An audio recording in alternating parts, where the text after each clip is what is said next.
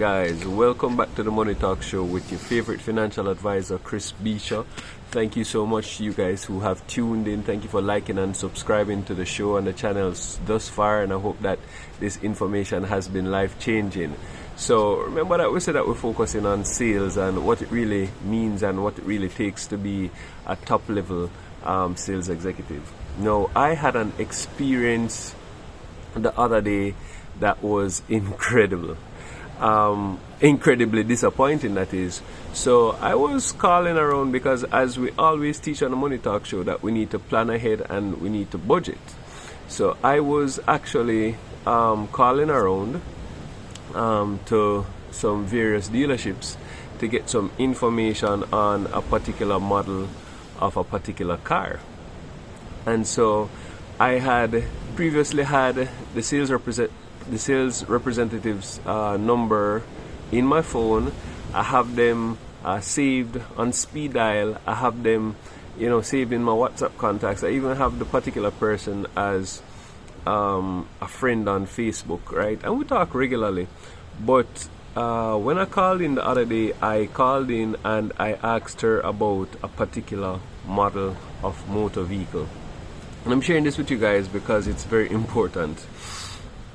So I proceed to ask her about that particular model of motor vehicle, and then she flips the script on me, and then she flips a switch on me, and then she goes off on a different tangent and she starts to tell me about another model vehicle. She starts off by saying that the vehicle that I'm inquiring about, and I'm only inquiring about it, that it hard to get. Those were her words specifically. She made it seem like the thing that I was pursuing was impossible to get or impossible to do, when I know that that's not true, because every day I see that vehicle driving around on the road, and even though it may be a vehicle that might not be as popular, even though it may be a vehicle that might have to be specially ordered, she made it seem like she did not want to go through the trouble of getting that information for me, and that's what she proceeded to start to tell me about another model of motor vehicle. No, I was turned off, because I know as a top level sales executive that people buy what they want. You might have somebody coming in and you might be talking to them about fine china, but what they're really interested in is a 50-inch TV. And no matter how much you tell them that their cabinetry needs fine china, the only thing they're seeing is the TV. And when we continue to sell people the wrong things, when we continue to sell people things that they do not want, we won't be able to ever get a sale, let alone close the sale. And that's where this young lady went wrong. Whenever you are approaching a client, you need to find out what your client's specific needs are. You need to find out what their wants are, and you need to find a way to bridge the gap between their wants and their needs. Is it that they're able to afford what they really want? She didn't find out. She didn't take the time. And so that could be akin to the time when Oprah Winfrey went to Switzerland, and because she was black, she went into a particular store and they didn't know who she was. I mean, Oprah is popular and she's a celebrity everywhere, but they didn't take the time. They just saw that she was black, and they were like, excuse me, miss, I think you are looking in the wrong section.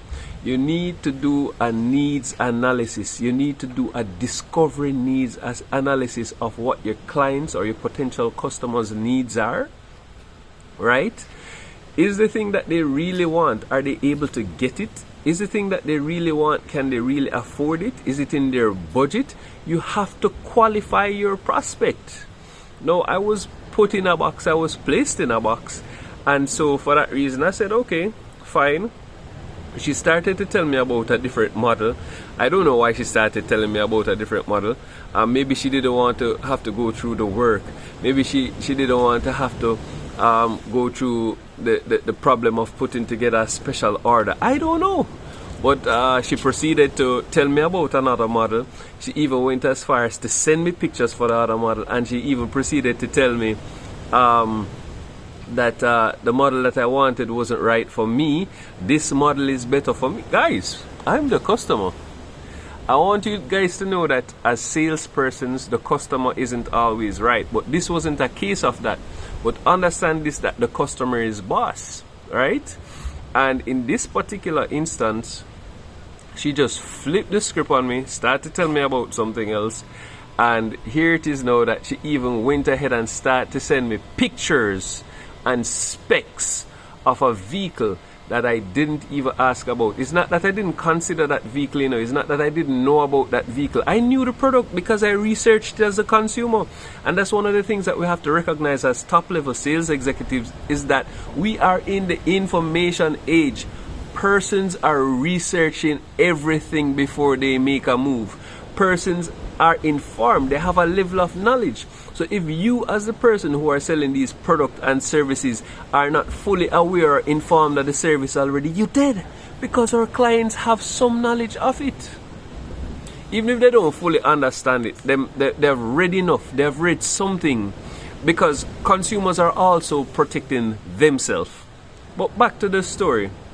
So now, seeing all of this and having this information, I continue to do my research, right? Because I know what I want. I'm planning for what I want. That's another thing that's important. So I proceed to reach out to another sales executive about the car that I want. Totally different approach. And then guys, this is the next thing I want to touch about with familiarity. Remember that I started off the conversation saying that this sales agent had spoken to her before. We were friends on Facebook, and I guess there was an air of familiarity, but she isn't my friend.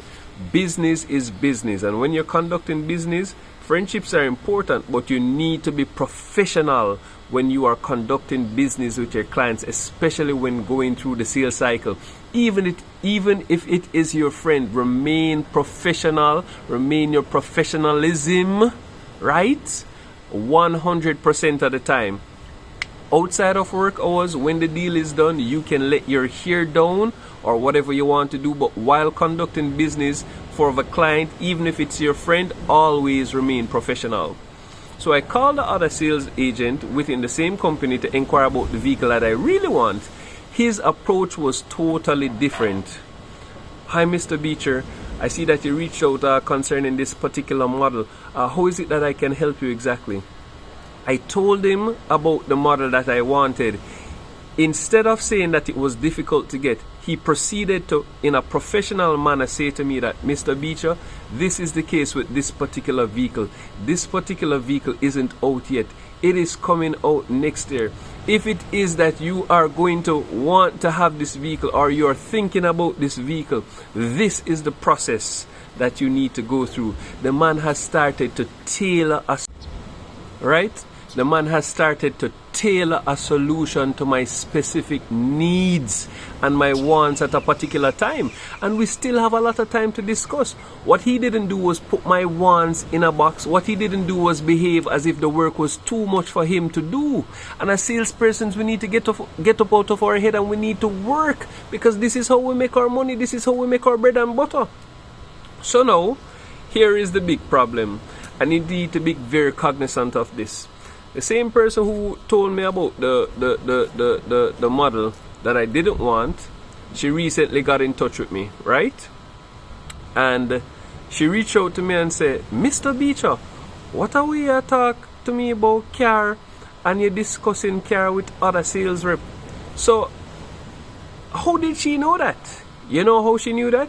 She knew that now because after having a discussion with the other agent, right, who was very professional, after having a discussion with the other agent, discussing my needs and my wants and where we are and what we're going to do, and after he tailored a solution for me, right, he was able to give me enough information for me to know that, okay, this car is on special order, this vehicle not coming out until next year, this vehicle is going to require you to go on a waiting list, and then we can take it from there. He was able to say that this vehicle would require a deposit.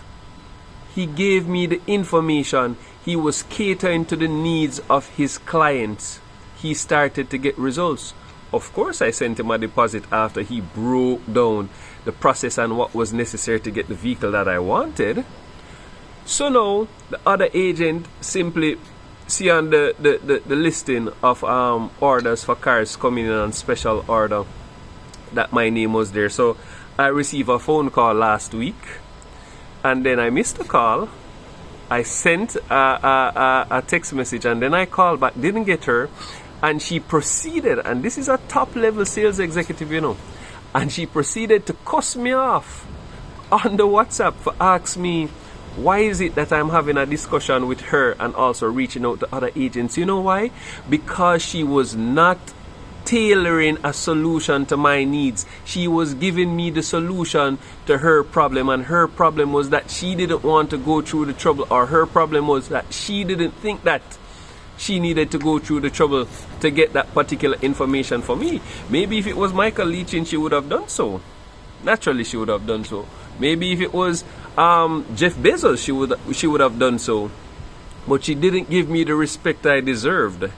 And so I want to say to you sales executives that every particular client who you deal with deserves your attention, deserves your respect. Once it is that you're going through your prospecting, right, properly, once it is that you're properly qualifying your suspects or your prospects, they deserve the right amount of attention. They deserve your respect, unless they prove to be a joker. And the way that you will know that is if you're going about the sales cycle properly, by properly qualifying your prospects. She did not qualify me. So when the deposit was sent, she was like, oh crap, what have I done? Guys, don't let this be you. Properly do a discovery needs analysis, properly qualify your prospects, take them through the sales cycle, listen to them, be patient with them, because you just never know. It might be the guy who you never know, the guy who you never hear about, who is not the joker, who is going to come in and splash that cash and get your commission. So thank you for tuning in to this episode of the Money Talk Show. Remember to like and subscribe to the channel, guys. Thank you so much for listening to this amazing content today. I want to hear from you. Drop in the comments your questions, read the sales cycle. Drop in the comment section any questions that you might have that you want me to answer. Because remember, top level sales executive, this month is for you. Over and out from your favorite financial advisor, Christopher Beecher. This is the Money Talks Show.